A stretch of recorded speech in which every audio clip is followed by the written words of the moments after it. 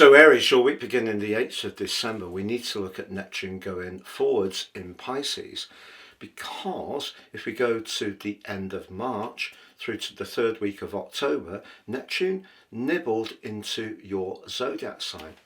And your zodiac sign is very much about freshness, new beginnings, energy, and Neptune can bring nuance and subtlety.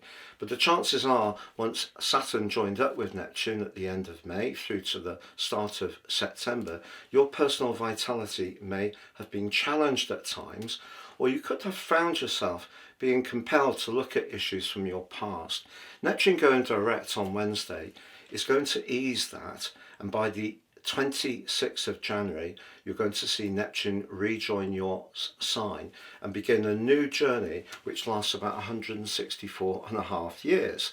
However, if you have found generally since 2012 that you have felt more sensitive at times, if you've embraced healing, spirituality, things like astrology or personal development in a much more meaningful way, it probably has been a growth spurt for you, but not one without some potential challenges, because the 12th house can be about what we can't see, and it can also be, in traditional astrology, hidden enemies. And because Neptune can be about distortion and deceit, if you have experienced some big disappointments over those years, it wouldn't be a surprise. Now, some people would say, well, that's life. We all experience disappointments.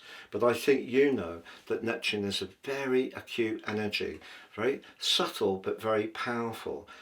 But what you are doing with Neptune going direct and forging such a splendid alliance in the early part of this week with Mercury, the communicator, but also Jupiter, the optimist, is helping you to dive deep into your inner resources as you evolve into this final phase.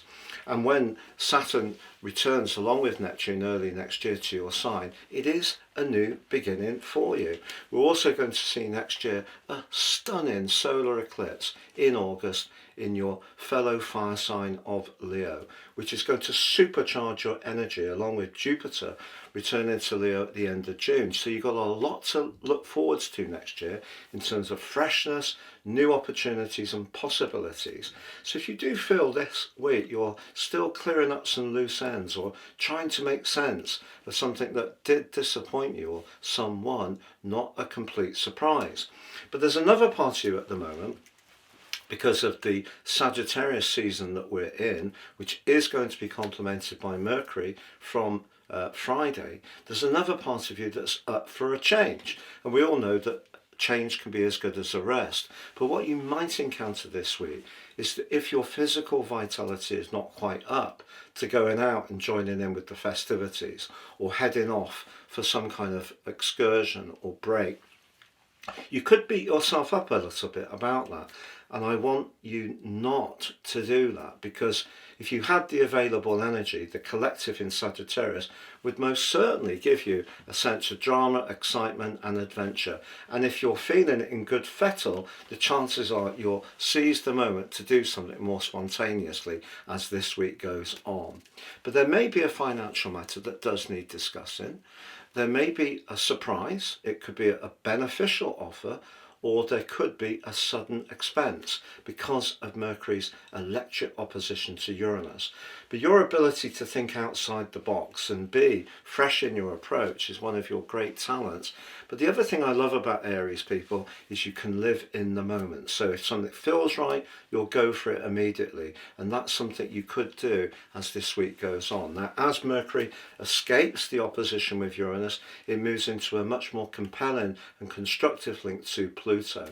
If you're forging alliances with people, friendships, networks, which really feel good, maybe it is to get away with a bunch of friends that you really feel comfortable and enjoy time with, then the link between Mercury and Pluto can see some very powerful and profound conversations towards the end of this week. But just know, if your energy isn't quite as revved up as you would like, it's just part of a process, and once Mars, followed by the Sun and then Venus, escape the right angle with Saturn and Neptune as December goes on.